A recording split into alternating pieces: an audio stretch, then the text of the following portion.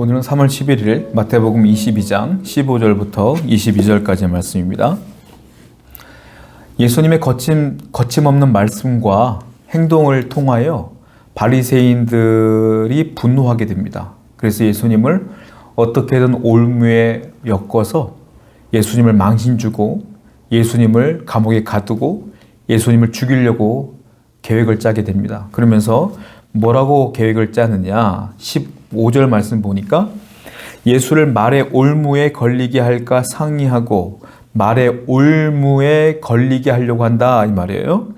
말의 올무라는 것은 무슨 의미냐면 예수님이 빠져나갈 수 없을 정도로 친밀하게 그들이 상의를 해서 함정을 파놓았다 이거예요.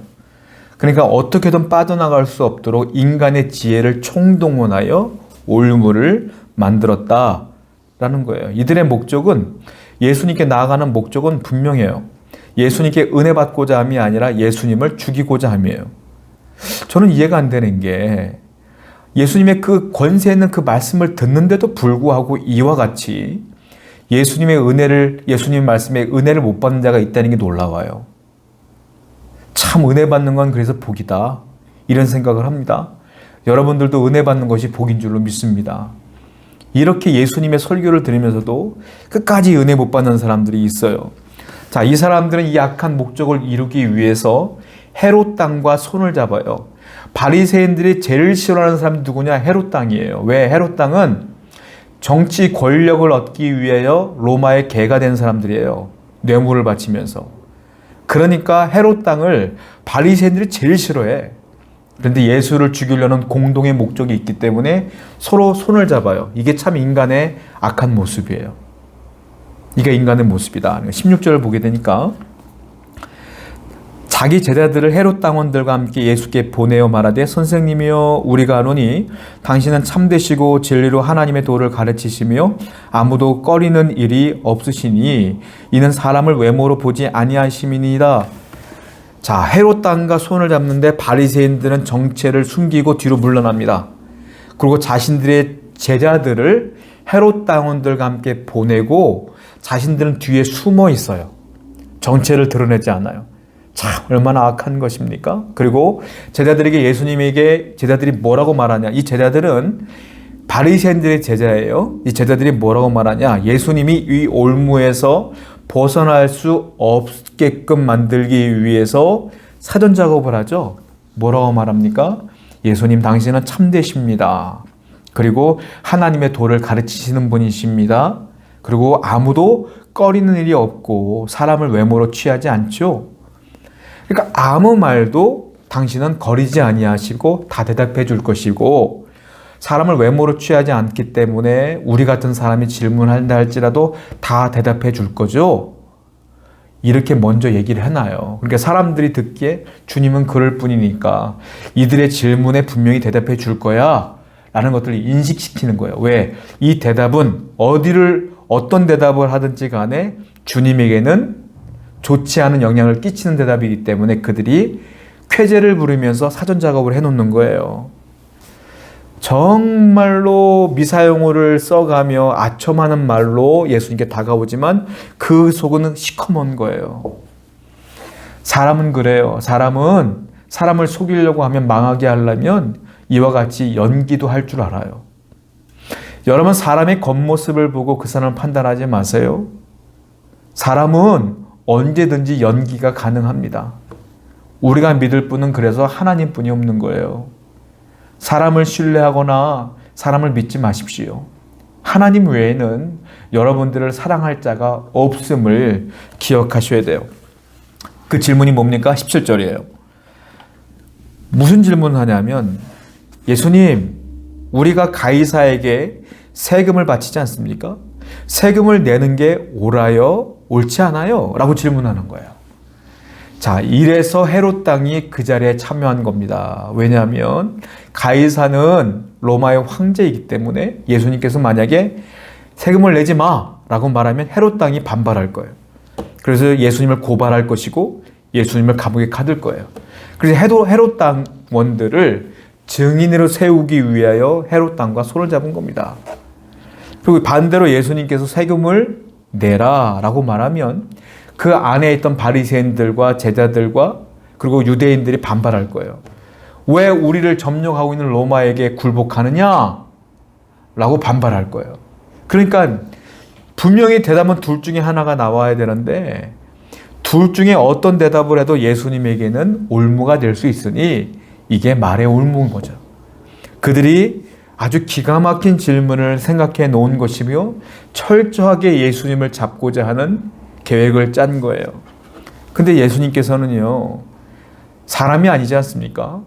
그들은 철저하게 사람의 계획으로 이 올무를 짰지만 예수님은 놀라운 지혜로 극복해내셔요. 자, 19절과 20절 말씀 보니까 예수님은 대답하지 않고 먼저 질문을 하십니다. 세금 낼 돈을 내게 보이라. 너희들도 세금 낼 돈을 갖고 왔느냐? 내게 보여봐라. 그랬더니 그들이 한 데나리온을 보여주는 거예요. 아마 그들 전대 속에서 그 돈을 뺐을 거예요. 돈을 내놓는 거죠. 20절에 예수님께서 뭐라고 말씀하시냐면 이 형상과 이 글이 누구의 것이냐? 한 데나리온 안에 있는 그림이 있는데 그 그림이 누구냐? 가이사의 형체, 가이사의 모습을 새겨놓았고 그 글도 가이사의 것이죠. 로마의 화폐를 내려놓은 것이에요. 그때 예수님께서 대답하시는 게 뭐냐면 21절에 그들이 대답합니다. 21절에 가이사의 것입니다. 그랬더니 주님께서 그래? 그러면 가이사의 것은 가이사에게 하나님의 것은 하나님께 바쳐라. 이 말씀을 하시는 거예요. 자, 그들이 전대에서 한 데나리온을 내놨다는 것은 무슨 말이냐면 그들도 가이사의 돈을 갖고 있다는 거예요. 가이사의 것을 갖고 있지만 바리새인들은 가이사를 부인하고 부정하며 그 세금을 내면 안 됩니다라고 많은 사람들에게 이야기했지만 결국 그들도 가이사의 경제 논리에 빠져서 살아갈 수밖에 없는 입장을 이야기한 거예요.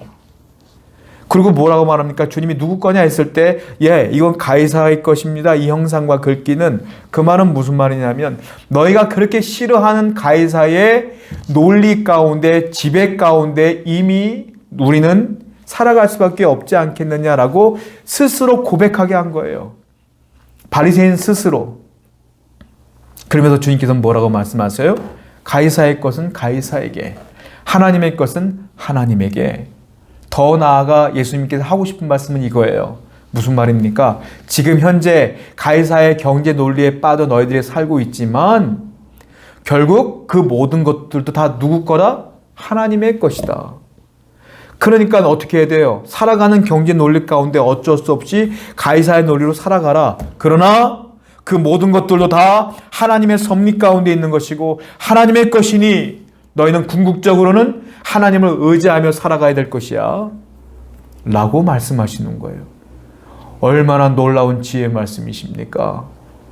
결국은 바리새인들도 가이사에게 가이사의 논리에 빠져 살 수밖에 없는 현실을 바라보게 하신 거죠. 그랬더니 22절에 뭐라고 말합니까? 그들이 이 말씀을 듣고 놀랍게 여겨 예수를 떠나가니라. 사랑하는 성도 여러분, 인생을 살다 보면 정치, 경제, 사회, 문화, 예술, 종교, 그리고 우리가 알지 못하는 수많은 부분들까지 우리가 볼 때 마음에 안 드는 게 한두 가지가 아닐 거예요. 그러나 어쩔 수 없이 우리는 힘없는 자이기 때문에 그 논리 가운데 살 수밖에 없어요. 그러나 궁극적으로 기억하셔야 될 것은 그 모든 것들이 나를 다스리는 게 아니라 하나님의 큰 섭리 가운데 이루어지고 있음을 알아서 우리는 비록 그 가운데 살고 있지만 하나님을 바라보며 살아야 된다라는 것들을 주님께서 말씀하시는 거예요. 여러분들은 하나님을 바라봐야 되고 하나님의 섭리 가운데 있음을 인지하셔서 이 땅에서 충실히 살아가시기 바랍니다. 그러나 이 땅에서 충실히 살아가는 것이 곧 하나님의 섭리 가운데 충실히 살아가는 것과 연결되어 있는 것을 분명히 아셔서 하나님께 감사하며 은혜 가운데 거하시는 여러분 되기를 축원드립니다. 기도합시다. 하나님, 우리 가운데 분명히 불평과 불만이 있습니다. 그러나 하나님이 주신 은혜가 더 큼을 알아서 하나님의 섭리 가운데 감사하며 당신께 기도하며 또한 하나님을 향하여 그 섭리 가운데 순종하는 삶을 살아갈 수 있도록 인도하여 주옵소서. 예수님의 이름으로 기도드렸습니다. 아멘.